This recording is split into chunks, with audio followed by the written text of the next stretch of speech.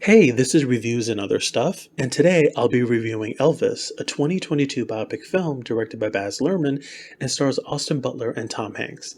This is a spoiler-free review, and as always, I'll be illustrating my reviews, and all the artwork is done by myself.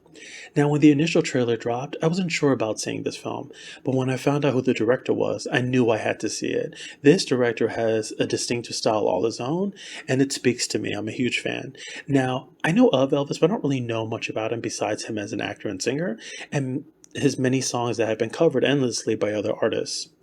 I'm a huge fan of biopic films, even though most of them don't have happy endings, and for some odd reason, I always end up catching most of them after they've left the theater.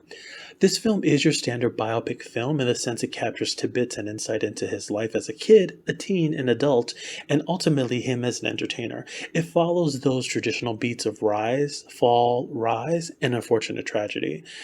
Also important to keep in mind because it's a film, many elements were amped up for dramatic flair and entertainment purposes. Now, the film chronicles Elvis's life, and we get some tidbits into him as a kid and before he becomes famous. And the film primarily focuses on his relationship with his manager, Colonel Parker, and it's also told through his perspective, which I thought was an interesting take. After he hears Elvis sing for the first time, he is determined to manage him and make him a superstar. What I found interesting is the film takes its time, about 15 minutes before we actually see Elvis's entire face, and I thought that was an interesting choice by the director to have him in the film before the actual face reveal. Like only his back and side profile views are shown, so we, the audience, don't get an actual look at his face, so he's ready to perform. And I like that because it's almost like we're part of the crowd in that particular scene waiting for him to perform for the first time. As he quickly starts to get famous, there are very conservative folks out there that take issue with his persona as a rock star and find it indecent and over sexualized and inappropriate for young kids and teens. There's even talks about putting him in jail, which is crazy. I think during this time when access to entertainment was so limited, I can see how his image is deemed indecent. It's not like today where we've pretty much seen everything and it's just not shocking anymore. I like the insight we get about his life and why he wanted to be an entertainer. I like the motivations behind it because it's so humble and comes from a good place. There's these little anecdotes like that sprinkled throughout the film, and it helps to give a small window into the man behind the microphone. His wife in the film is played by Olivia DeJean. I'm not familiar with this actress, but I thought she had great presence every time she was on screen. I like the way the film portrayed their relationship, but I just wish we got a little bit more because she's such an interesting character with an interesting look, and I'm sure the real life person has tons of insights since she was married to him. Now, if anyone is familiar with his prior work, you'll know Baz Luhrmann has a very distinctive directing style and image to his films. That carries into this as well.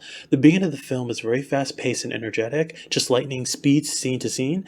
That's not a bad thing, and it's what I've come to expect from him. However, during the second and third act of the film is where it sort of loses steam and it does calm down a bit.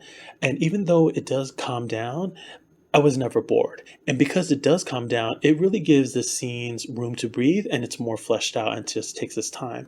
Now, onto my pros and cons of the film. So, my first con overall is I don't really have that many issues.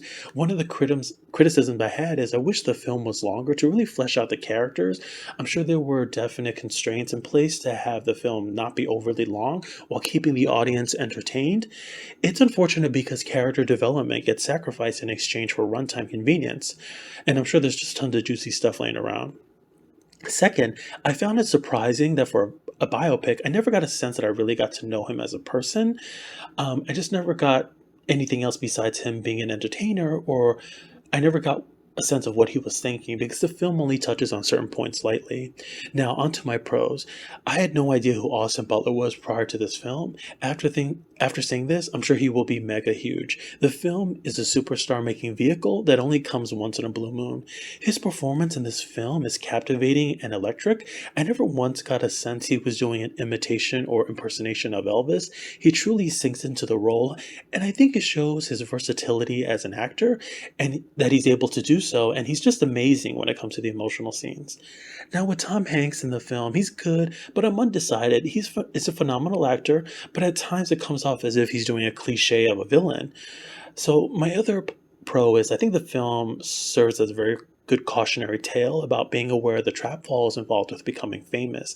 I think it poses an interesting question about two halves of a whole, and can one exist without the other? Could Elvis's life gone down a different path? Lastly, this is a Baz film through and through. It has this signature stamp all over it. And I also love the remake of Can't Help Falling in Love, the song by Casey Musgraves. I found that song, her voice, and the footage used fit so well. It was the right mixture. And if you haven't heard or seen the music video, please check it out. I mean, her voice is amazing in it. And my final thoughts are this film is a solid 8 out of 10 for me. It's filled with good performances and a film that has very few moments where something interesting isn't going on. I just wish a director's cut would eventually get released because there's so much more that I wanted out of this film. I know sacrifices had to be made in exchange for a decent runtime, but give us everything. When it's good, it's good. I mean, screw the runtime. I felt like someone opened the lid to the cookie jar and immediately closed it as I was about to get a cookie. But I understand, like, how do you cram an entire life into a close to 3 hour film? With all that said, I highly recommend this to be seen in theaters because you'll be entertained and it's that good. And the ride may not have been this exciting had it been a different director. Baz was really able to make a very stylish and entertaining film. Total candy for the eyes, and my eyes ate it all up. I hope you enjoyed this video. Check out my spoiler review if you've seen the film. Also, if you like, please subscribe. Helps the channel out a lot. I try to make a video once a week if I can. Thanks so much, and thanks for checking out my review. Hope you enjoyed it, and leave your comments below on whether you liked the film or not.